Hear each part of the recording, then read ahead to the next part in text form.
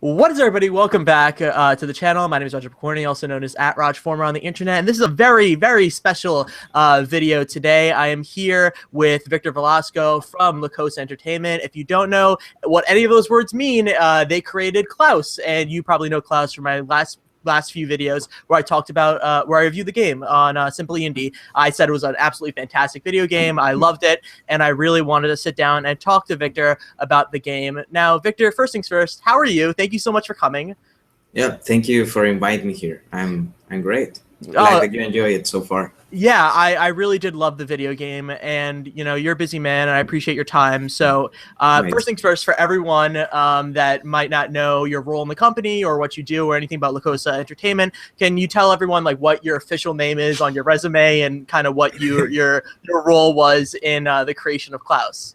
I mean, Klaus is a really indie title, so it was just like 8 persons working in the actual development of the game. So as indie, like we do almost everything. I'm like CEO of the company and also like creative director. I did some animations, the music, things like that in the game. So yeah. That's the overall thing. Yeah, that's cool. So you've been there since the beginning, and you're a very small team. So you're part of pretty much every part of the development. So you're probably the best person to ask this. So what was the base idea of Klaus, and how did that? What was the base idea? Let's start from there. And when you were first coming up with it, was it like from the beginning, like, okay, I kind of know what I want to do, or did it like start up very rough and then you just kind of evolved? Yeah, actually, Klaus started just with this idea of how about if the player is some sort of god for this character, and the character is self-aware of what is happening in his surroundings, and like this father and son relationship, god and human relationship, they will probably, maybe the character will do the opposite of what you say to him. Probably the character will rebel against you. So just to try to defy the expectations that we have in video games when we play it. Yeah. That's very interesting, and we'll get to that, all that stuff with the rest of the game, because I have a lot of questions about that. But how did that evolve over time? Like, did it, it started off as that, and it clearly became something way more than that. So yeah. So like, did it start off as like something like that was very bare bones, and then you're like, okay, let's make this a little bit more interesting. How did that go over time? It's really interesting because we started as we participate in this contest for these Latin American developments for Square Enix, and it was for mobile devices so far. So we did this a small game called Klaus in Android. It was the first game that we ever published, and we was like, okay, we'll do it in 3 months and see what it goes, right? Fortunately, we won the second prize in that contest, and then we say, okay, let's do this for real now. At that point, we received the PS4 and PS Vita dev kits. So we started developing, we started doing it. And at first, it was, the previous version was just for smartphones. Please don't look for it. It's really horrible, this first version. And so, but yeah, the fact is that the seed was in there, how everything should start. And then we say, well, we love platforms so far. And we think that it's a good way to tell a story, because you have you can see your surroundings, you have exactly great precision of where the character is going to be. So from that perspective, we thought like, hey, let's do a great platformer. And after that, we just started developing for PS4 and PS Vita, but however, we encountered some limitations on the PS Vita hardware. It was mostly because this is our first game, so optimization requires a lot of time for that. And we say like, okay, let's do something amazing on the PS4, and after that we will dedicate our time, maybe a PS Vita version, but let's have first the best game possible, and then we see if that can fit on the other consoles so far. Yeah, that's a very good way of looking at it. And you mentioned the Vita, so I have to bring it up. So Vita, is that still on the table, or are you guys like, let's go to Xbox and then we'll think about Vita? Actually, we're first seeing how the PS4 version goes, because so before even going, we are in Steam Greenlight. I can show you the link and everything, but we're in Greenlight, and we really would love to see this game in PC and Xbox as well. But first, we need to see how it goes on PS4 so far. But definitely, like, we're using Unity, this engine, Yeah. so it's not easy, but it can be done. The port is not like we didn't do our own engine, so from Yeah. that perspective, it's easier. Yeah, it makes it more manageable.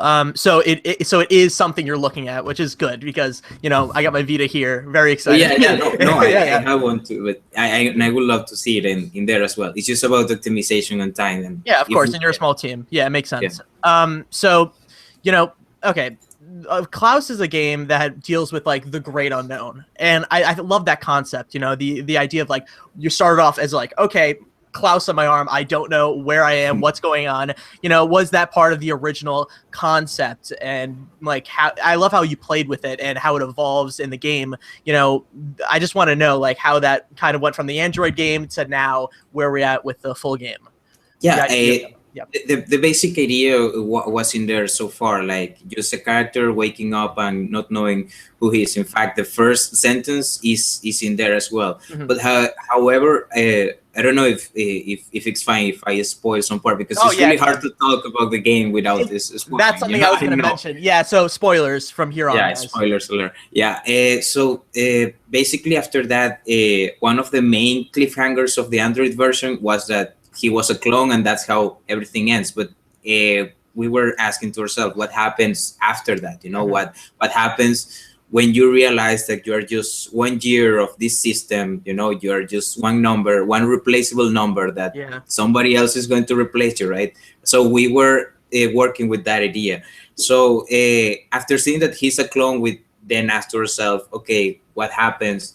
This is like a really funny story, because in an early showcase of the PS Vita version, we show it, and at the end, we put just as a random cliffhanger that a clone wakes up and they see each other. Uh-huh. And then somebody said, oh, can you play with that clone? And then I say, okay, yes, you actually you can do it. And then we just explored that idea, but it shouldn't be like a regular clone. It had to be something that contrasts very well with Klaus, and that's how K1 born. This I don't know. For us, K1 is like a Totoro for Senway, like the Ghibli studio mascot.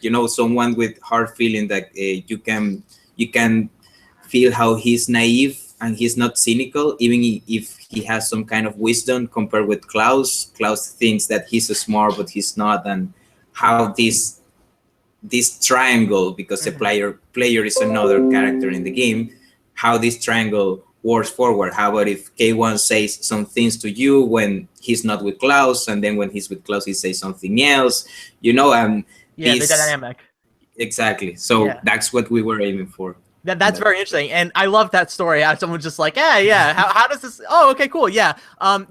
Talking about that K1 is playing as K1 is, first of all, indie team. That's a hard game development wise. Just like playing as two different characters as one person. Like many people have tried it. Sometimes it doesn't work. Sometimes it works. This worked. This is one of the better versions, ideas, ways that work. So like, how is that for you on a game development side? Playing as two different characters and they have different abilities. Like, did that really just like kind of like screw up development for a long time?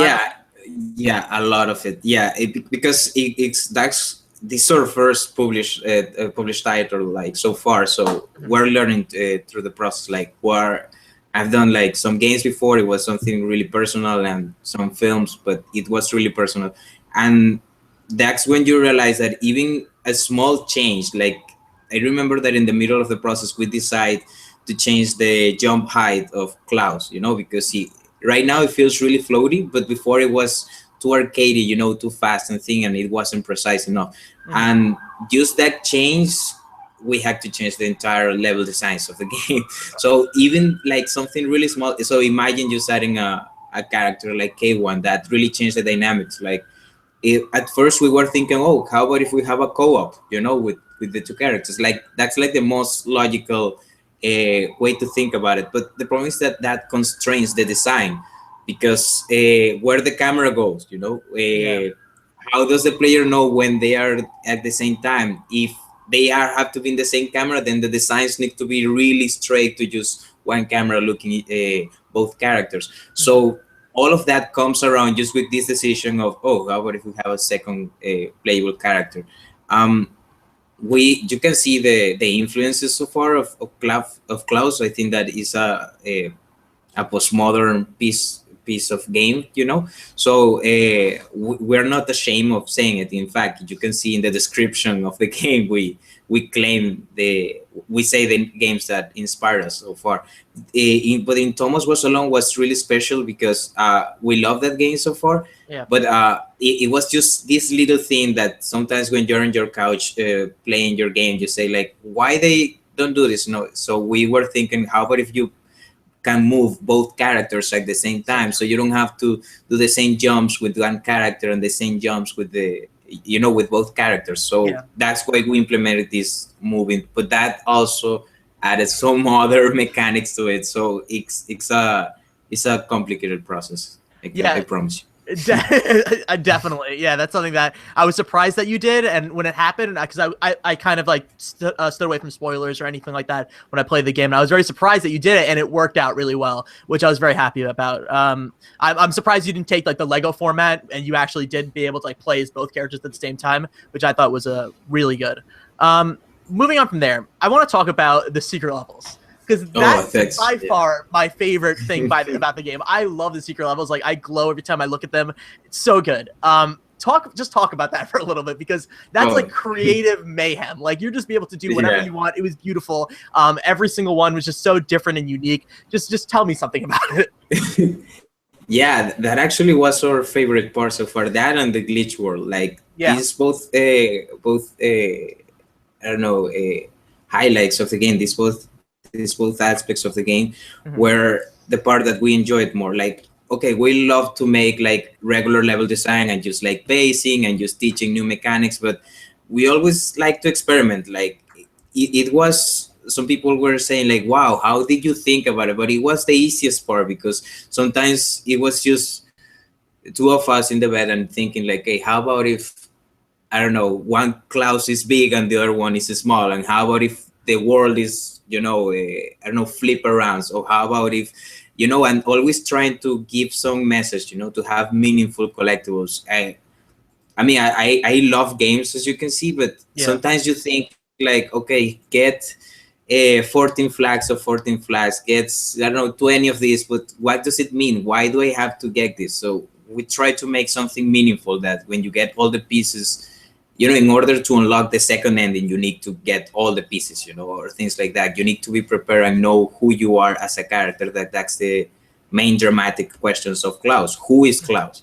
And you can only answer this through the collectibles. That's how you know who is this person, Now, was that from the beginning of development that you guys thought of that idea? Because for a lot of people, when you create a game, you're like, okay, I set up a mystery, and then the ending, okay, all the mystery, it's not a mystery anymore. I'm telling you all the ending. Now with this, I thought, I was like, oh, maybe the side thing is like a side story, but I was like, oh, so like the secret things are like the full story. Okay. So was that like from the beginning you wanted to do that, or is that like something when you realize like, okay, the secret levels are awesome, maybe we want to make it a little bit more like meaningful?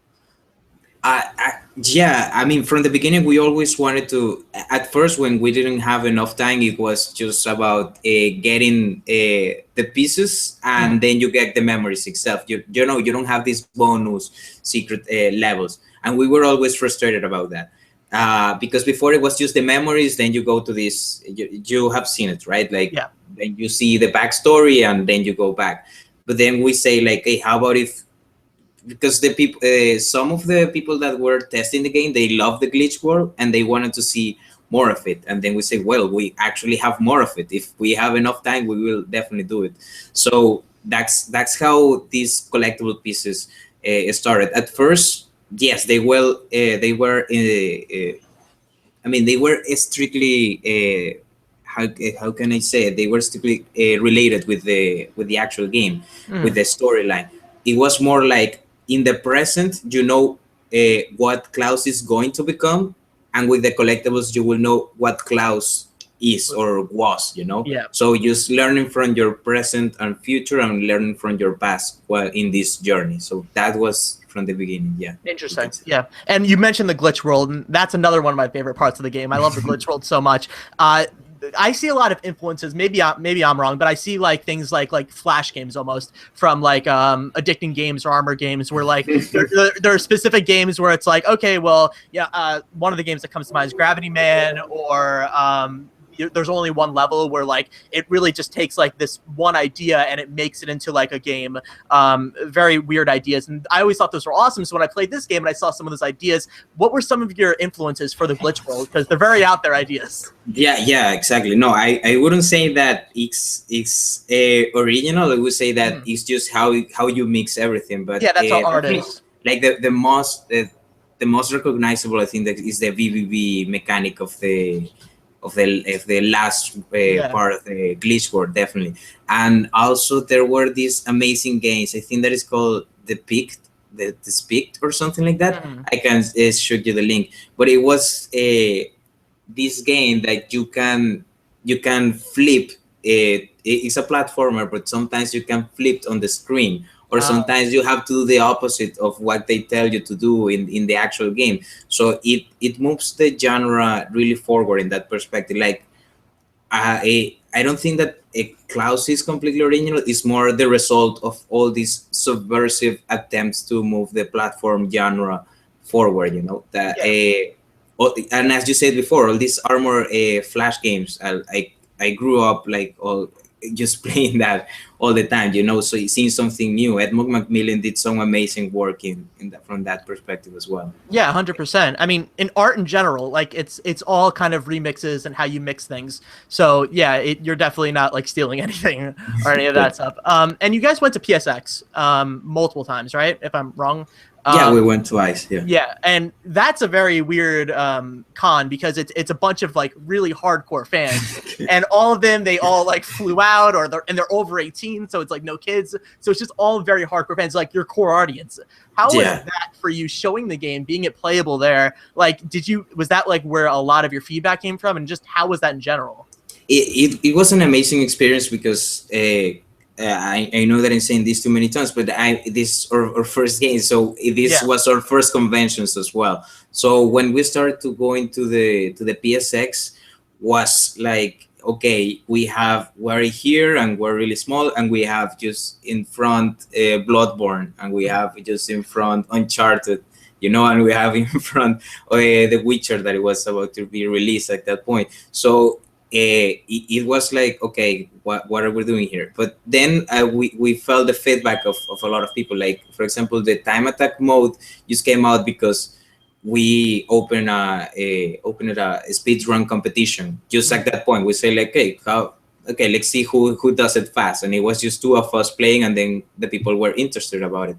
So actually, we got a lot of feedback because of this. We realized of why the people were failing in some parts, why I don't know, playing with K1 might be confusing, or really design aspects of that. But yeah, it is really hard to highlight as an indie right now, and mostly because also I know that at first Klaus doesn't seem like something different, because it's like a regular platformer and with bright colors that try to distinguish itself from the rest of the genre. But I think that is when you play it at least like 10 minutes and you realize, okay, there is something in here that is not just another platformer. Yeah, definitely. Stand out. Yeah, that was one of my questions I was going to ask, because the platforming genre is so dense, and it's really, really just, there's a lot of it, and you do something very special in a lot of ways, especially towards the ending, which I guess we're talking spoilers, when it really comes down to the part where like Klaus is like pushing back at the player and he starts running away, and you have to like kind of move around. Like, how was that for you, making almost the player into a character that's in this world that is like playing and like has something to do with the story? Because that was like legitimately unique, that I've never seen like any game ever played, which I was so surprised. Like, this is like, that's something special. So I want to know, like, how was that for you? Yeah, I mean, that was something that we really wanted to do from the first time. Like, it was that moment that the player doesn't have control of the main character. How about if he has these existential dilemmas, so far? How the main thing was to create this character that actually feels. We love how, for example, Super Meat Boy always get Bandage Girl, but how about if, I don't know, the level a level 100 or something like that, and he has to do it again, he will feel tired. You know how all these platform superheroes will feel over doing the same task over and over again. And Klaus just points that out sometimes. He says like, okay, another door, another exit. I know that is going point A to point B. Oh, surprise, another door. Okay, what are we gonna get? You know, this. So we always wanted to surprise the player, even if it's something small, something with the narrative, something with the gameplay, something that keeps it fresh. The game is not too long, but we didn't want to have, okay, I have to repeat this level 20 times just to get over it and get over it. No, it's because in that way the story will lose the freshness of it. You know, if you play the same level over and over again, then you don't want to play about the story. You want to complain about, you want to complete the game, you know, and it's not, you don't want to feel the experience of it. So yeah. And I felt that immediately when I think it was the first few levels when Klaus was like, he hears a voice and he's like, oh, there's a damsel in distress, and it turns out there isn't, and like that, I was like, okay, this game is going to be different. It's going to play with my expectations. And one of the different things about this game was when the first boss battle happened, and that was like you have 3 main boss battles, and they kind of split up the game into different acts. How was that, making a boss battle as a platformer? Because that is like the number one, like hard, like it's either hit or miss for platformers to do, and you guys did it pretty well. So I want to know, how was that? Yeah, it was really hard for the kind of game that we have so far, because Klaus is a character that he only hacks, you know, and he only jumps. With K1 it was easier because he can punch, you know, but Klaus only has a single life. So for example, in Mario, you can have an enemy, and when it's challenged enough, they throw you a mushroom or something like that, so you gain a new, you know, you get bigger and you have more health. But in Klaus, the problem is that we couldn't make the bosses so hard, too hard, because if not, just playing all of that all over again, it will be, and he doesn't have like a lot of attacks. He cannot just jump over, I don't know, the enemies. So from that perspective, it was really hard. Like sometimes when you are in game development, it's so easy to say, oh, let's just add some boss fights in there, you know, and a lot of boss fights. But it's when you are actually developing and designing it that you say, okay, this doesn't make sense. And something that we always wanted to keep is like the name of the game is Klaus. So everything in the game is about Klaus.